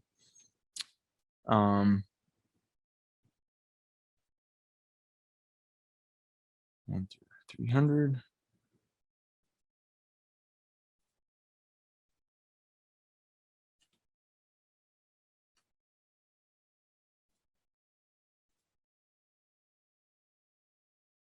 Well, anyways, this should be rendering. What it does is it pulls up the image one frame at a time and pretty much renders the image to its full audio video quality, and then saves it as an MP4 that you can then drag and drop. So, wait,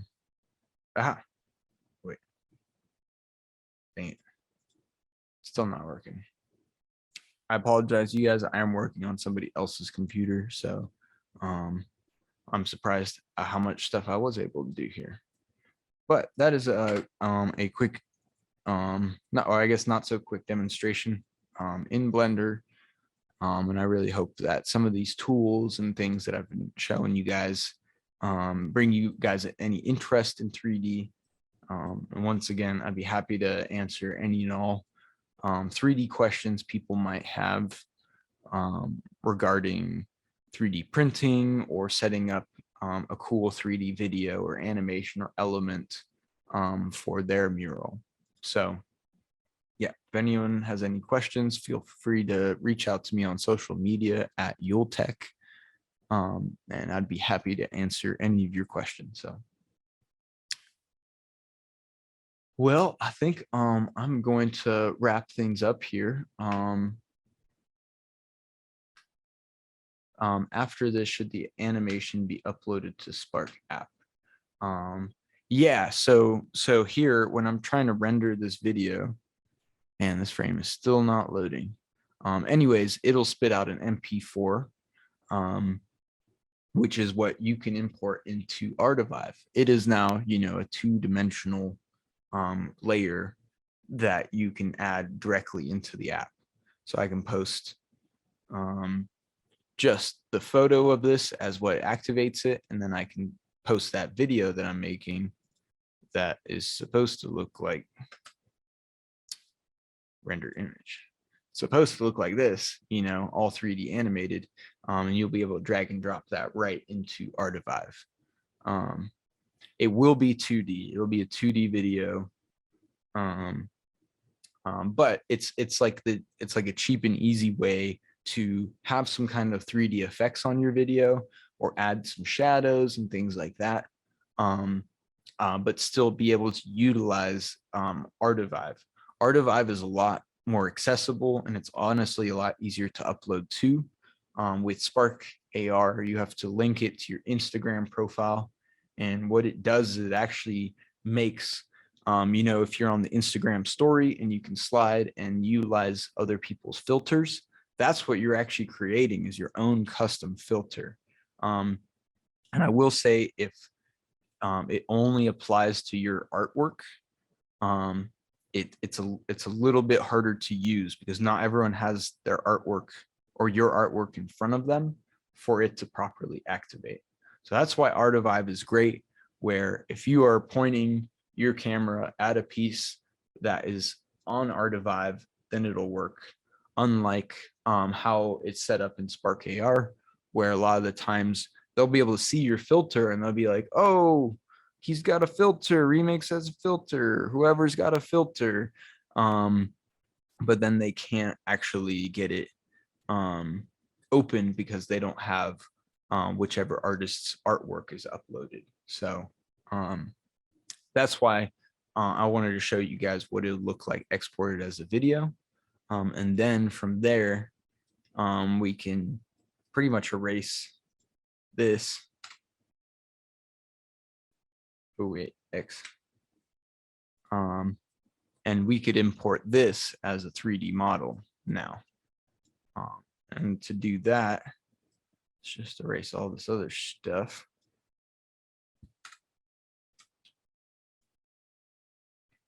Now we have just our 3D object here. It's all kind of mismatched. And we can go and export. An FBX will preserve the animation files, and same with a GLB. I will say though, the FBX is like the main compatible file. So I would export this as an FBX into that folder, and I'd put JSON test one, export the FBX. And now this is the 3D object I would then import into my 3D program, or into the Spark AR, which looks like this. So from there, this would be the art piece that you would activate, and then you would just be able to hyperimpose the 3D object, add that animation of it sliding in and out onto that. But that's again why we picked Artivive, just because the way that your filter is displayed and available is not as convenient. It works better if you are doing some effects like face decorations or head decorations or things with fashion. So I just wanted to let you guys know that, and explain like why they're different and why it's important to know that they're different. Something I did want to showcase is in my first presentation here, this is what Spark AR looks like compared to so this CRS piece here, this is done in Artivive, where it's just a simple transfer of the image. But then here, my piece right here, this is done with Spark AR, where you're able to import that 3D object in. So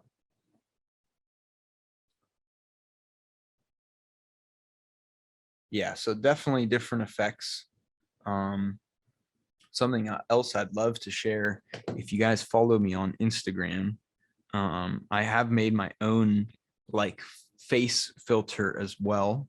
It was for a group called Meta Factory. We've been working with them. They're a digital fashion company that do physical and digital fashion. We've been working with them on some cool projects, and yeah, I created a filter of their logo. And here, I'll give you guys a quick little demo here. If you guys follow me on Instagram, you'll probably be able to see it and use it yourself. So just drag this over so I can see what I'm doing here. And then I'm gonna press this so you guys can see me big screen. And then I'll click on the robot head. You guys can see that's what the little icon looks like, is the robot head. But now, if we point this the right direction here, oh wait.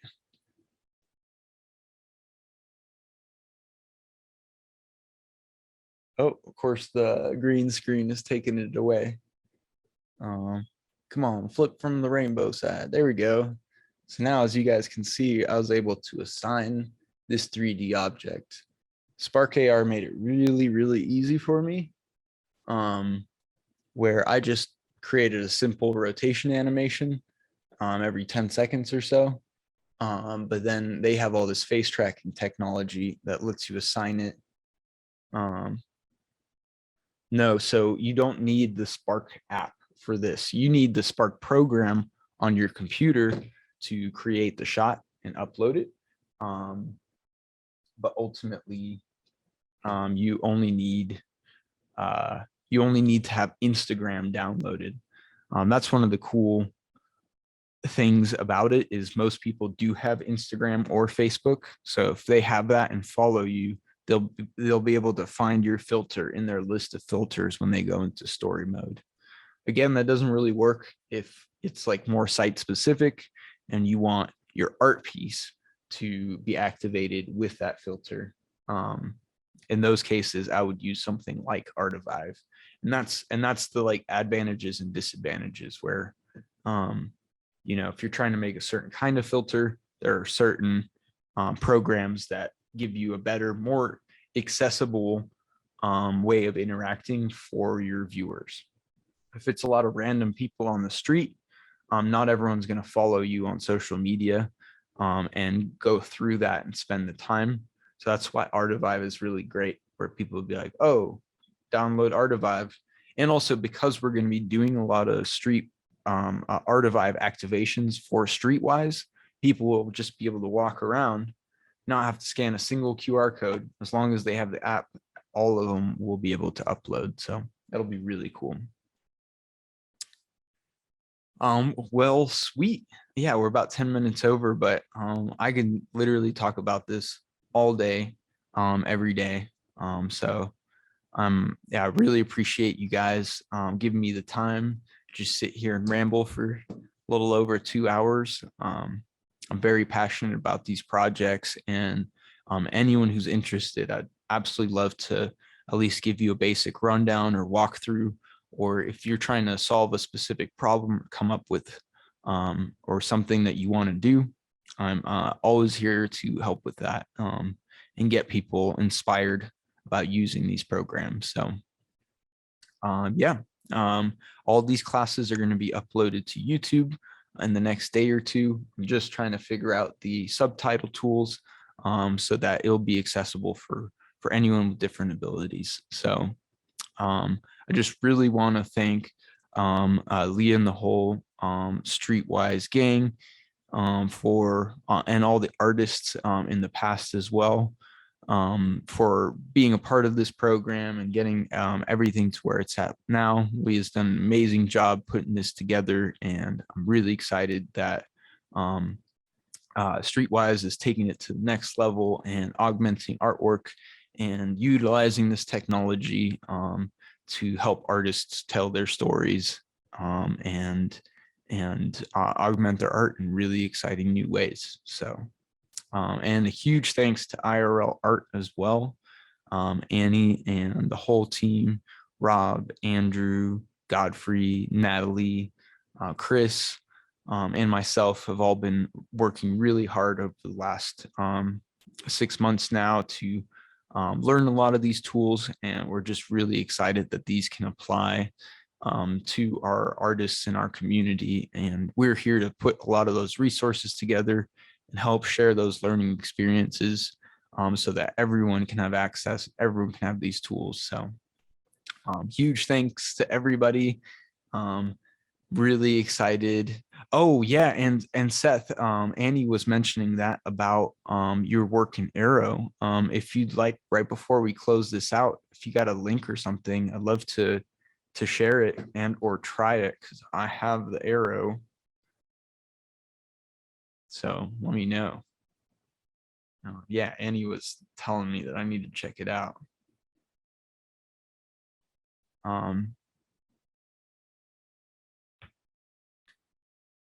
Yeah, Seth, definitely send me whatever you got. I would love to see that. Yeah, no, I hear you. I'm getting the share links made in Arrow. It's so funny. I love all these programs because I've done some amazing stuff, but in the moment when you're trying to display it, it's like, oh, I got to copy this link and I got to generate it, and taking time to load. um, all the QR codes. While I'm here, I just want to list a couple of really cool tools that I use. There's this tool called the QR code generator. And I pay for a subscription for this. But this site here does some pretty amazing QR codes. And let's just make one. Well, might not let me make one here. So, oh yeah, here. So it makes pretty small QR codes too, which is very helpful when I'm trying to cut things out, for example. Control C, Control V, and it generates small, or this one is pretty large, but if you're paying for the full thing, it gives you the option, and they're dynamic QR codes. So that means you can change the addresses at any point in the process, which makes it really helpful, where I can reuse QR codes, or if you upload something and put it on a graphic, for some reason the QR code doesn't work, or the link is broken, or you have to change the link last minute, those dynamic QR codes really give you a lot of abilities to swap things up. And it's something that we use for all of our events now, and have had to change things last minute all the time. Leah, that's something I wanted to offer you too. If you ever need a certain QR code made, or maybe we can make one just for the Artivive app download. Oh, okay, sweet. You know what I'm talking about. Having great QR code systems is amazing for accessibility for other people. And sometimes some of the really complex QR codes really hard to print off, or it's too dark for it to scan. So getting good QR codes promotes accessibility. I'm all about it. Cool. Well, yeah, I'll just chill for a second longer because I'd love to see and maybe even showcase what Seth's been doing in Adobe Aero. Adobe Aero is another really cool program with pretty similar tools, I'd say, to what Spark AR has done. I personally have not messed around with it much. I have done a few things in Adobe Aero. Here we go. Here is the link. Yeah, I'm just going to copy and paste this, send it to my phone, on my email. Got this.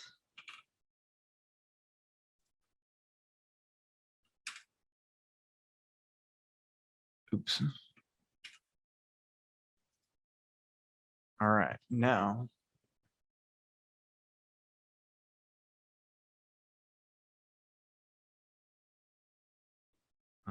let's check her out.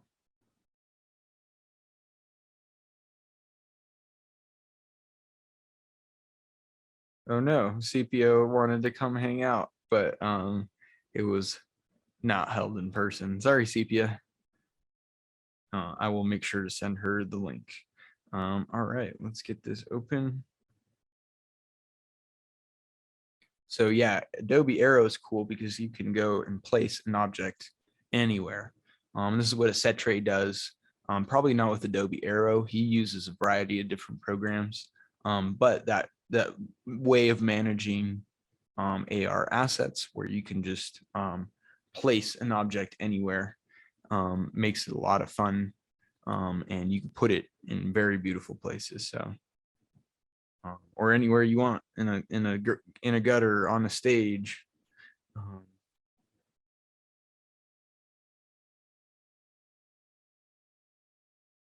Multiple account errors. Come on. I'll try this one more time.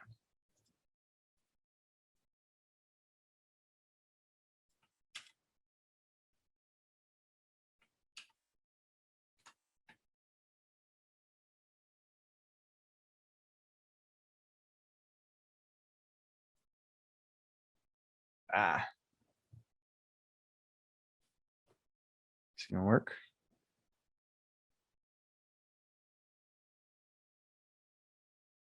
Here we go.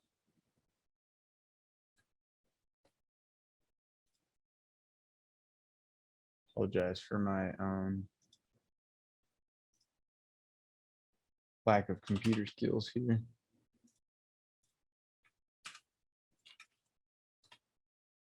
Send.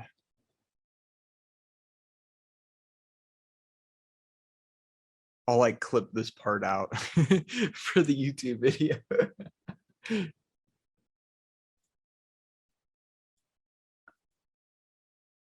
All right, I got it.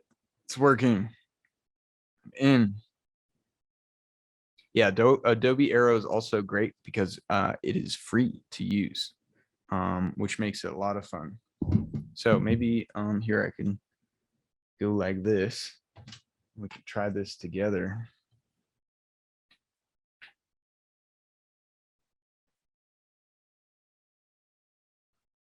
So what it's doing right now is identifying where the room is in the space. All it needs is enough floor for me to place the objects. In this case, so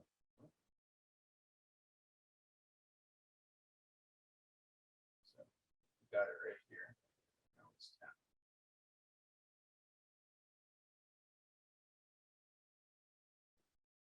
Oh, I didn't do it right. Oh wait, no, there it is. Oh.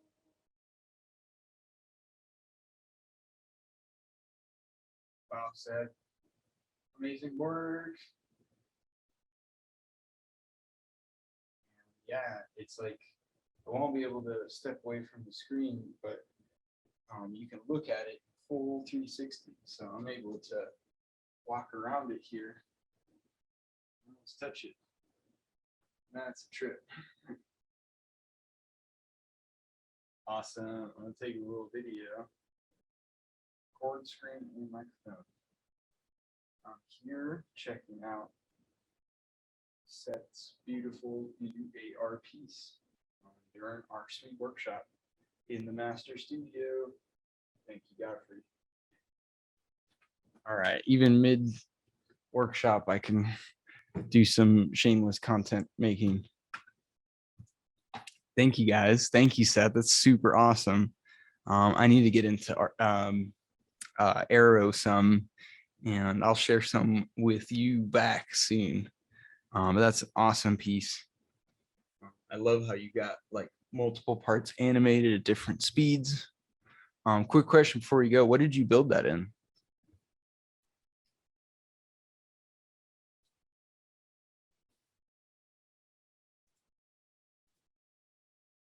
Awesome. Blender for the win. I'd love to pick your brain about that and see your workflow. I'll definitely follow up with you. So thank you. And yeah, thank you guys for hanging out for these 3 courses. I feel like I'll have everything a little bit more organized and together for the next 3 classes. And we're going to be bringing on some guest people. I don't know very much about projection mapping. So we're going to bring in some experts for that. Really excited to share some more of those industry specific applications and creative ways of displaying your artwork. Oh, awesome. Yeah, geometry nodes and keyframing. I've just been learning about geometry nodes now. Such crazy, powerful tools. Yeah, and also like with all these graphics, I would love to like share your process video of you working in that as well. The rest of the classes will be on Zoom, just so that anyone can view from around the world. But maybe for the September classes, we'll be able to do something in person up in Boulder during all the activities and stuff. So that would be a lot of fun. Awesome. Well, thank you. Thank you guys so much. Thank you, Juan. Thank you, Remix. Thank you, Seth. Thank you, Rob. Thank you, Andrew. Thank you, Leah. Oh, who else is up here?